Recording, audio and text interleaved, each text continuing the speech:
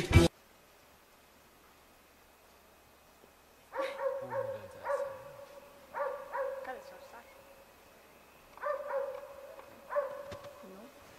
Mūsu bērns ir skaists. Vesels! Garš! Tas veicina mākoņus. Šūpojas vējā! Priecājas par sauli. Priecājas par putniem. Tas ir laimīgs! Jā! Koki, kā es visus mīlu, labrīt, koki, bez jums es nevaru. Es katru rītu gribu redzēt divus kokus, bez diviem kokiem pat tramvajs nekustās. Kusties tu, kustos es, kustās visās papardēs, tik tramvai pēc pusnakts nekustās. Kusties tu, kustos es, kustās visās papardēs, tik tramvai pēc pusnakts nekustās.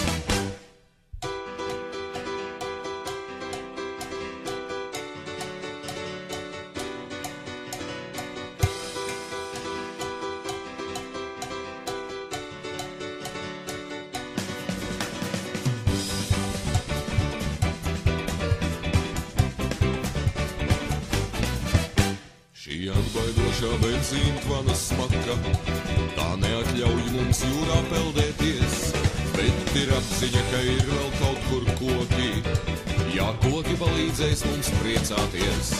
Labrīt, koki, kā es visus mīlu, labrīt, koki, bez jums es nevaru. Man katru rītu gribas redzēt divus kokus, bez diviem kokiem pat tramvajs nekustās. Kusties tu, kustos es, kustās visās papardēs, tik tramvai pēc pusnakts nekustās. Kusties tu, kustos es, kustās visās papardēs, tik tramvai pēc pusnakts nekustās.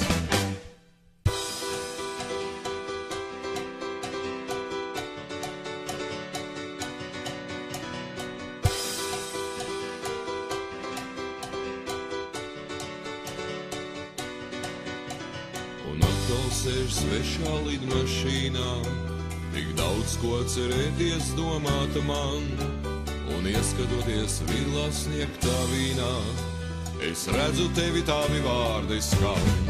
Labrīt, koki, kā es visus mīlu, labrīt, koki, bez jums es nevaru.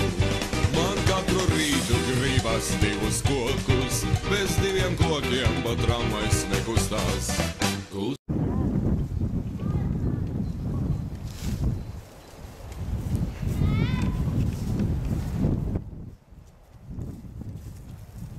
Pētījuma laikā uzzinājām, kā notiek koku un izmērīt tā garumu.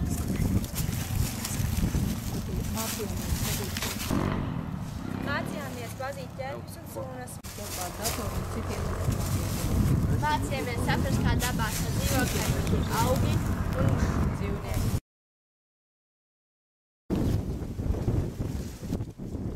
Uzzinājām, kādi augi pļāvā.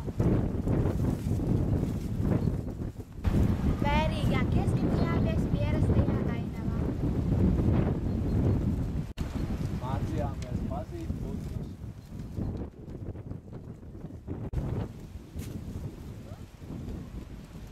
Uzlabojām savas prasmes darbā ar datoru un citām informācijas avotiem. Tas tik bija piedzīvojums.